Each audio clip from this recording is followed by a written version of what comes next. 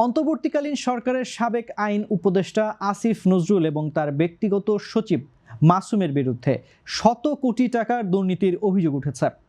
286 জন sub রেজিস্ট্রারকে অবৈধ প্রক্রিয়ায় বদলি করে এই বিশাল অঙ্কের অর্থ হাতিয়ে নেওয়ার অভিযোগে দুর্নীতি দমন কমিশনে একটি আবেদন জমা দেওয়া হয়েছে।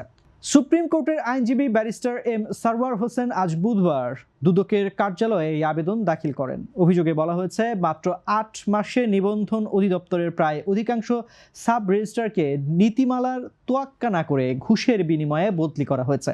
অবৈধ প্রক্রিয়ায় 286 একমাত্র স্মার্ট সিটি বসুন্ধরা, আধুনিকতায় এক ধাপ এগিয়ে।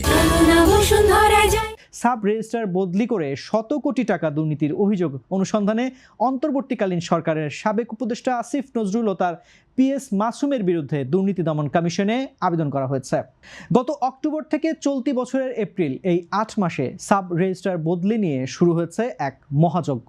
অভিযোগ উঠেছে, কোনো নীতিমালা ছাড়াই 286 জন সাব রেজিস্ট্রারকে বদলি করা হয়েছে, যার নেপথ্যে ছিল শত কোটি টাকার লেনদেন। সুপ্রিম কোর্টের আইনজীবী ব্যারিস্টার এম সারওয়ার হোসেনের করা এই আবেদনে উল্লেখ করা হয়েছে, বদলির জন্য জনপ্রতি 50 থেকে 60 লাখ টাকা পর্যন্ত ঘুষ নেওয়া হয়েছে। এমনকি ঘুষের টাকা পরিশোধ না করায় বদলির আদেশ স্থগিত রাখার মতো নজিরবিহীন ঘটনাও ঘটেছে এই সময়ে। বিধি অনুযায়ী এ গ্রেডের কর্মকর্তাদের এ গ্রেডের অফিসে এবং সি গ্রেডের কর্মকর্তাদের সি গ্রেডের অফিসে পদায়ন করার কথা, কিন্তু অভিযোগ বলছে মোটা অঙ্কের ঘুষের বিনিময়ে সি ও বি গ্রেডের কর্মকর্তারা বাগিয়ে নিয়েছেন উচ্চতর গ্রেডের অফিস। অন্যদিকে টাকা দিতে রাজি না হওয়ায় এ গ্রেডের কর্মকর্তাদের পাঠানো হয়েছে অপেক্ষাকৃত নিম্নমানের কার্যালয়ে।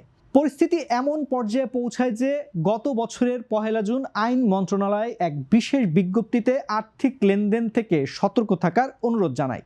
তবে অভিযোগকারীদের দাবি, ততক্ষণে বদলি বাণিজ্যের মাধ্যমে শত কোটি টাকা পকেটে ভরেছেন সংশ্লিষ্ট ব্যক্তিরা।